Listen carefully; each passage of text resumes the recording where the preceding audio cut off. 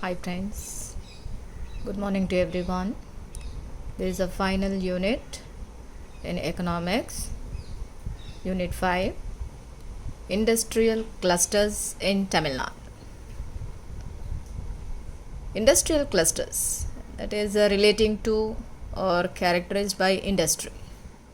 Clusters or nothing but a bunch, or you can call as a group or divisions. Like in Tamil we used to call Tozhil Urpatti Togupugal. So this is the industrial clusters in Tamil Nadu. Now we are going to discuss in this lesson to know the historical development of industrial clusters in Tamil Nadu, to know the Tamil Nadu government policies and industrial development agencies, to understand the impact of government policies, finally to know the role of entrepreneur. Entrepreneur, it's nothing but a businessman. So let me go to the introduction first. Generally, any human activity which is engaged in the conversion of raw materials into readily usable material is called an industry. This is everybody we know that what is an industry. Industry, any human activity which is engaged in the conversion of raw materials into readily usable material is called an industry. Industrialization. Industrialization refers to the process of using modern techniques of production to produce the goods that are required by both consumers and other producers on a large scale. So in this chapter, we will learn the nature of industrialization of Tamil Nadu, importance of industrial clusters, how industrial clusters have developed in Tamil Nadu, and the role of government initiatives in promoting industries. So in this chapter, we are going to discuss about industrialization clusters. Now first let me go to the importance of the industrialization. Why it is too much of important to develop the industries.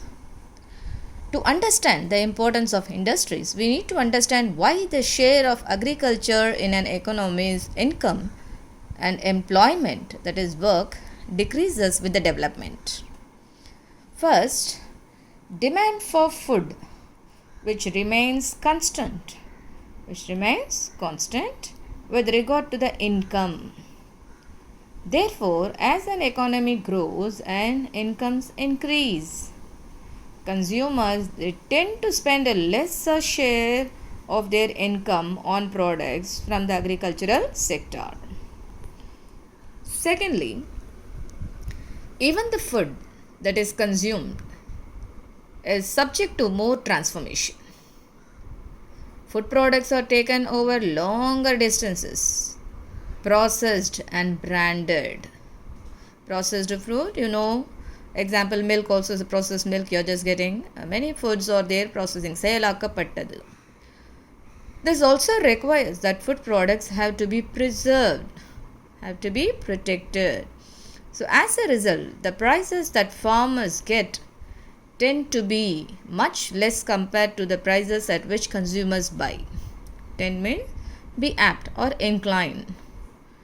Thirdly, there are limits to the ability of agriculture to absorb the labor due to the declining marginal productivity of land. Marginal, small, slight changes in a small productivity of land. Wages means salary.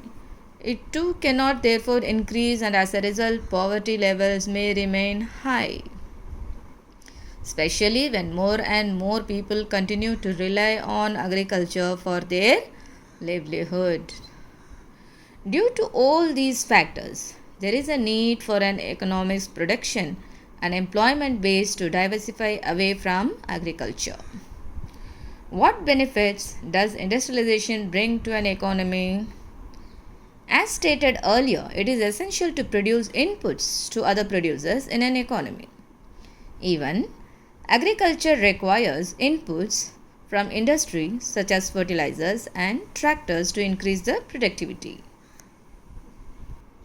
Second, a market exists for both producers and consumers' goods. Even service like banking, transport, and trade are dependent on the production of industrial goods. Thirdly, by using modern methods of production, industries contributes to better productivity and hence lower cost of production of all goods produced. It therefore helps the people to buy goods at a cheaper rate and help to create demand for the more products. So the third, using modern methods of production. So it helps the people to buy goods at a cheaper rate and help create the demand for the more products. Fourthly, through such expansion of production, industrialization helps to absorb the labor force coming out of agriculture. Employment generation is therefore an important objective of industrialization. Employment, work, Velaivaippu we used to call. Fifth, a related advantage of industrialization is therefore technological change. Through the use of modern techniques, industrialization contributes to learning of such methods and their improvement. As a result, labor productivity, that is, output per unit of labor input, increases, which can help the workers earn higher wages. 6.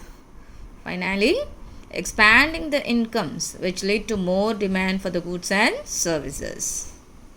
Now, types of industries. Industries can be classified on the basis of users, type of inputs used, ownership, size. So like based on. The first thing we are going to discuss about the users. If the output is consumed, output means product which is brought out. It's consumed by the final consumer. It is called as a consumer goods sector. If the output is consumed by the another producer, it is called as a capital goods sector. So there are industries that produce the raw materials for other industries such as cement and steel. Such industries are called basic goods industries. Now, types of inputs used. Industries are also classified based on the kind of raw material used, such as agro processing, textile sector, rubber products, leather goods, etc. Ownership. It might be a private or by the public owned. Okay, the firms means very strict, hard. The companies may be privately owned, publicly owned, or by the government, central or state, jointly owned by the private and public sector, joint sector, or cooperatively owned. These are ownerships. Now the size. Firms may be large, small, or medium based on their volume of output, sales, or employment, or on the basis of the amount of investments made. ஒரு நிறுவனம், ஒரு company, okay. The company may be either large or small or medium. It is based on their volume of output, sales, or employment, or on the basis of the amount of investments made. There are also micro or tiny enterprises that are smaller than even small firms. The small sector is seen as important for two reasons. One, it is believed to generate more employment than the large scale sector, which is likely to use more advanced and automated technologies and therefore may not generate enough employment. Second, the small scale sector allows for a larger number of entrepreneurs, businessmen, to emerge from less privileged, less rich backgrounds. Based on experiences of industrialization in different parts of the world, it is believed that when small firms specializing in one sector are geographically concentrated in specific locations are linked to one another enough, so through production and learning, they tend to be equally, if not more efficient than the large-scale enterprises. Such agglomerations of small firms are called industrial clusters. Agglomeration, collection of things. A mass of small firms are called industrial clusters. The Tirachchigal, agglomeration, collection of things of a small firm, small companies. Industrial clusters. Industrial clusters are groups of firms in a defined geographic area that share the common markets, technologies, and skill requirements. The advantages of industrial clusters or districts, which was first observed by the famous economist Alfred Marshall in the 1920s when he tried to understand the working of clusters of small firms in the metalworking and textile regions in England. The following are the chief characteristics of a successful cluster. Number one is geographical proximity, that is nearness of small and medium enterprises. Small S, M, medium, E is enterprises. Number two, sectoral specialization. Sectoral relating to a distinct past or an area. Distinct part or area. Close inter-firm collaboration. Inter-firm competition based on innovation. Based on innovation, some changes, alteration in that competitions between the companies. A socio-cultural identity which facilitates the trust. Then multi-skilled workforce. Active self-help organizations and supportive regional and municipal governments. These are the important point of view.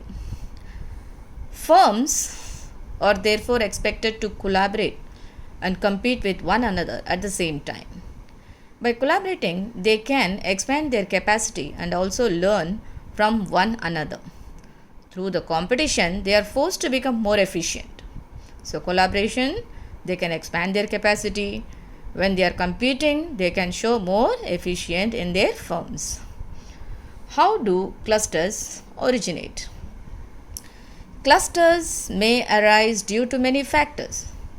Certain clusters evolve over a long time in history when artisans, that is craftsmen, making things by hand, they are called as artisans, who settled in one locality and evolved over centuries.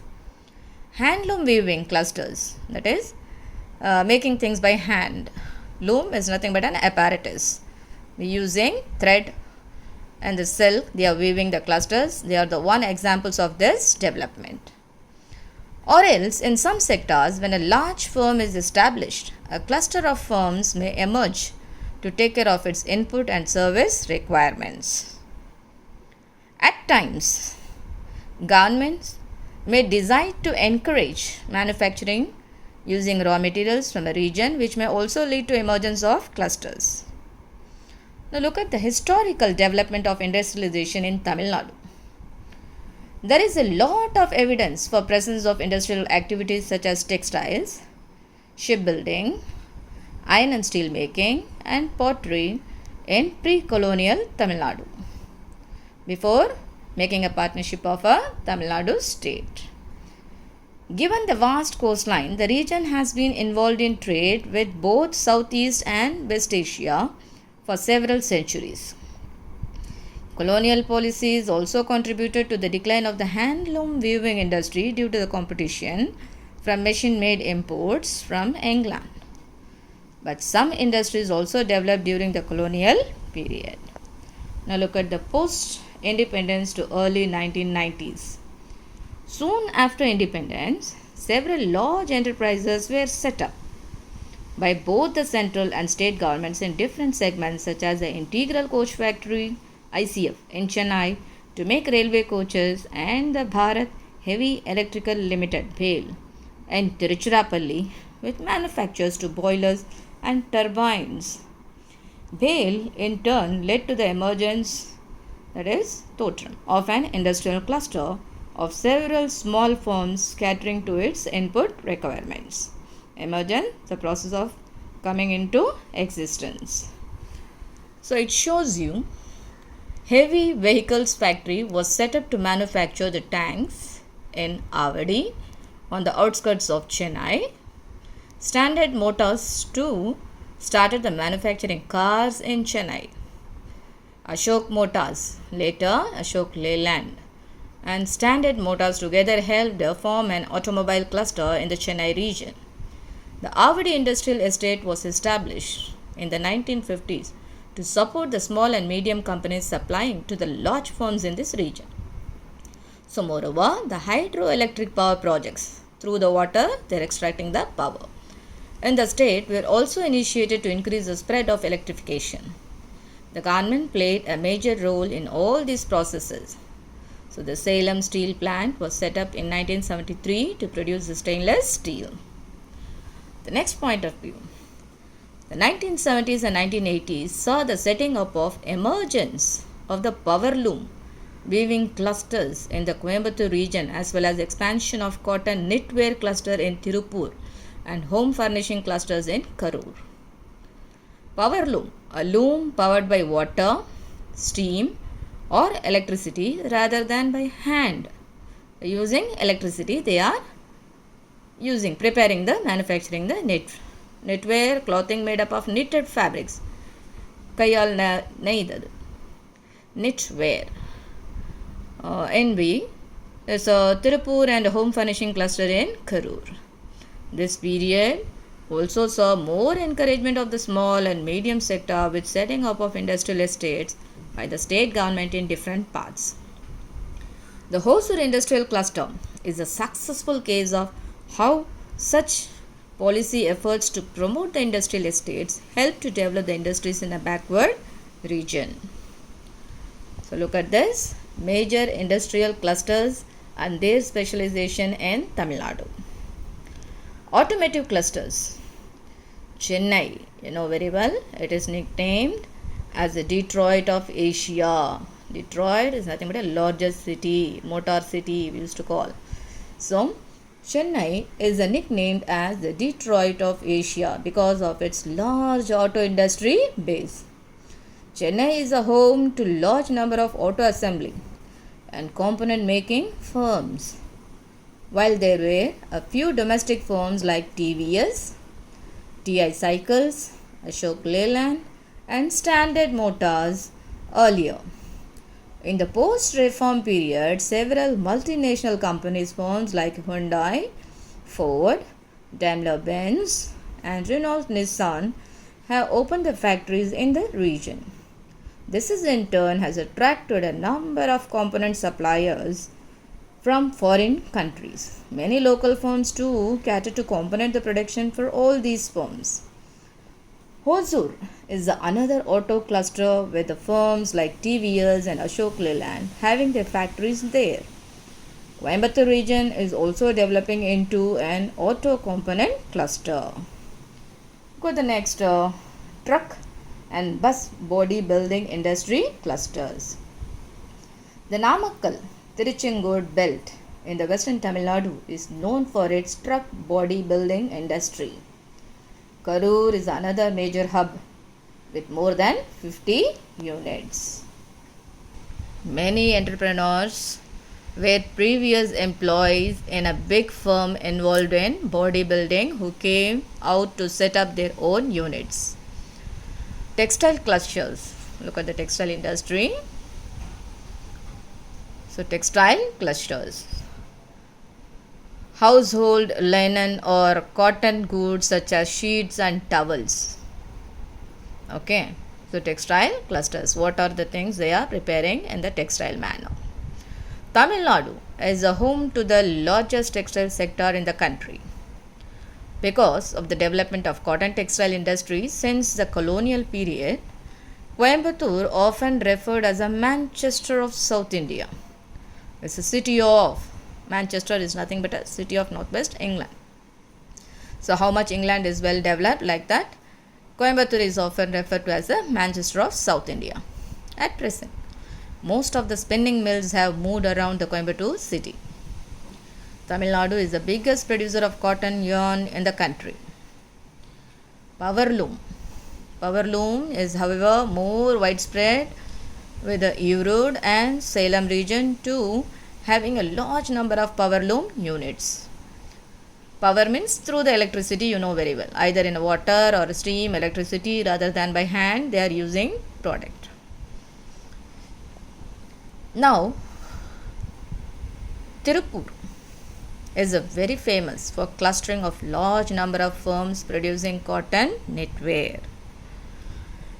It accounts for nearly 80% of the country's cotton knitwear. Knitwear is nothing, clothing made up of knitted fabric. Pinnapatta. Okay, knit means pinnal. Pinnal madriyana threads. So exports and generates employment in the range of over 3 lakh people since the late 1980s. It is also a major producer for the domestic market. Because of its success in the global market, it is seen as one of the most dynamic clusters in the global south. While initially most firms were run by local entrepreneurs, at present some of the leading garment exporters in India have set up the factories here. Look at this. Tamil Nadu, industrial clusters in Tamil Nadu. Automobile, automotive electronics and IT, where it is high in more number. Vellore, familiar for your leather. Kanchipuram silk sarees. And it shows you Hosur, around for the automotive and electronics, steel and power loom. Familiar in the so and so districts names also mentioned here. So this is one of your map, industrial clusters in Tamil Nadu. Now look at the next part. Countries in the southern hemisphere are called global south countries. Apart from bodybuilding, Karur is a major center of exports of home furnishings like tablecloth, curtains, screens like that, bed covers and towels. Bhavani and Kumarapalayam are again major centers of production of carpets, both for the domestic and the global market. Apart from such modern clusters, there are also traditional artisanal clusters such as Madurai and Kanchipuram that are famous for silk and cotton handloom sarees, kaitari, adaigal solluvaanga, kaitari sarees, pudavaigal. Leather and leather goods, these clusters. Tamil Nadu accounts for 60% of the leather tanning capacity in India and 38% of all leather footwear, garments and the components. Hundreds of leather and tannery facilities are located around Vellore and its nearby towns such as Ranipet, Ambur and Manembadi. The Vellore district is the top exporter of finished leather goods in the country. Chennai also has a large number of leather product making units involved in exports. There is another clustering of leather processing in Dindigul and Erode. The leather product sector too is a major employment generator. Now fireworks, matches and printing cluster. Cluster is nothing but a bunch or gather. You know very well for the fireworks, which region is very familiar? Sivagasi. Sivagasi region, once famous for its match industry, has now become a major center for printing and fireworks in the country. It is believed to contribute to 90% of India's fireworks production, 80% of safety matches and 60% of offset printing solutions. The offset printing industry has a high degree of specialization among firms, with several of them undertaking just one operation required for printing. All these industries have their origin in the colonial period and at present offer employment to a large number of workers. Look at this picture for the fireworks industries. Now, due to COVID-19, the government also announced to reduce the volume of the fireworks. So, people suffered a lot this year. Electronics and Information Technology (IT) clusters.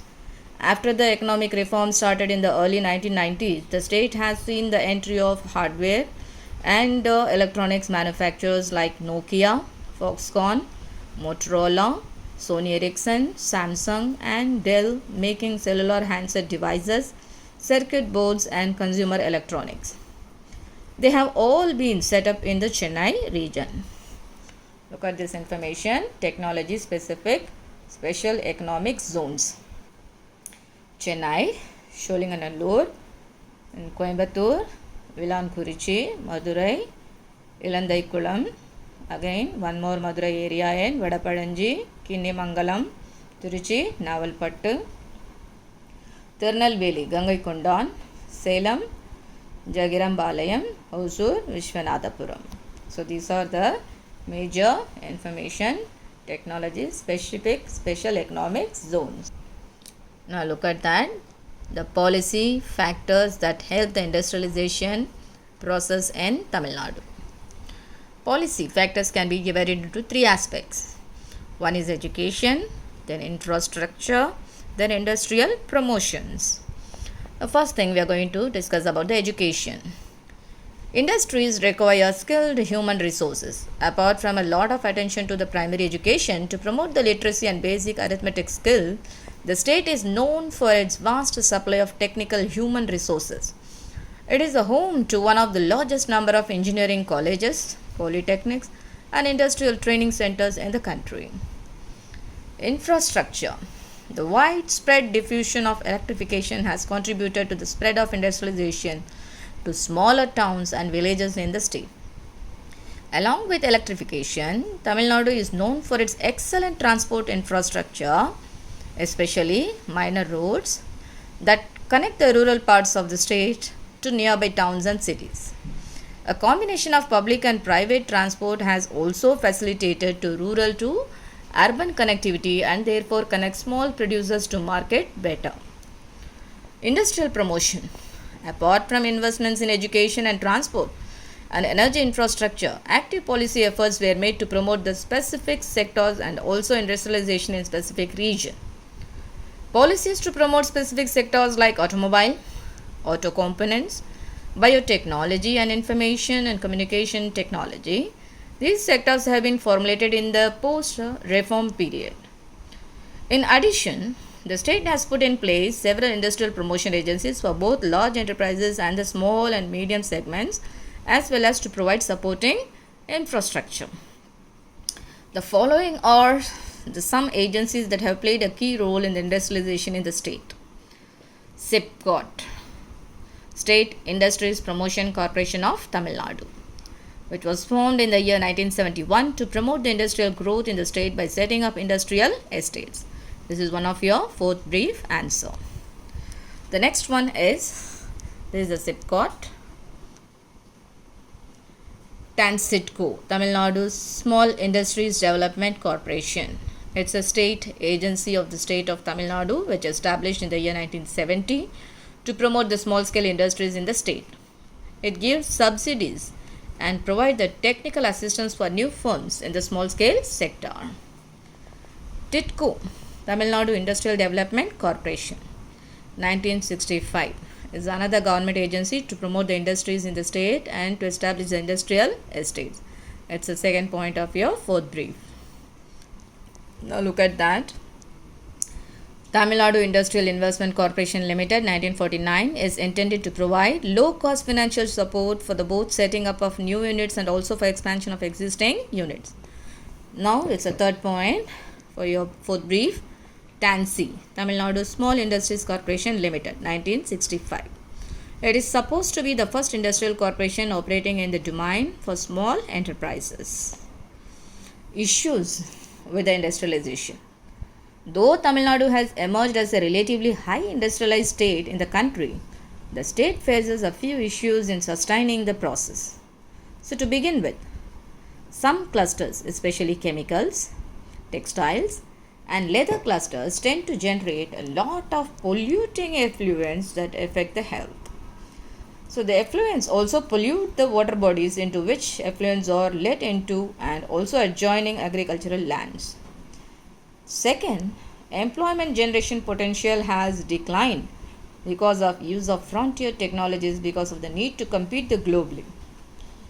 Quality of employment also has suffered in recent years as most workers are employed only temporarily. This is one of your fifth brief answer. Now we are going to talk about the entrepreneur. Entrepreneurship. Entrepreneur is nothing but a businessman or businessman. Entrepreneur is an innovator of a new ideas and business process. He possesses management skills, strong team building abilities and essential leadership qualities to manage a business. Okay, entrepreneur is an innovator of new ideas and business process. So he means a businessman possesses management skills, strong team building abilities and essential leadership qualities to manage a business. Entrepreneurship, it is the process of an action of an entrepreneur, action of an businessman who undertakes to establish his enterprise. It is the ability to create and build something. What is the role of an entrepreneur? Entrepreneurs play a most important role in the economic growth and development of a country's economy. First point, they promote development of industries and help to remove the regional disparities by industrializing rural and backward areas. Point number 2, they help the country to increase the GDP, gross domestic product, and per capita income. Point number 3, they promote capital formation by mobilizing the idle savings of the citizens and country's export trade.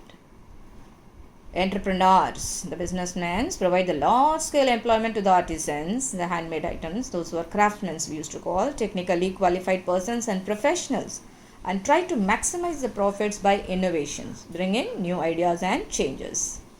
They enable the people to avail better quality goods at lower prices, which results in the improvement of their standard of living. So these are the major important point of an entrepreneur. On the whole of the lesson, we are going to discuss about industrial clusters or the groups of firms in a defined geographic area that share common markets, technologies, and skill requirements. Clusters may arise due to many factors. Certain clusters evolve over a long time in history and when artisans settle in one locality and evolve over centuries. The Coimbatore region also witnessed diversification from textiles to textile machinery as well as agricultural machinery like electric motors and pump sets for drawing groundwater. Chennai is nicknamed as the Detroit of Asia because of its large auto industry base. This is the final lesson in your economic chapter, Industrial Clusters in Tamil Nadu. Please go through the lesson once again thoroughly and ready for your exams. Thank you, dears.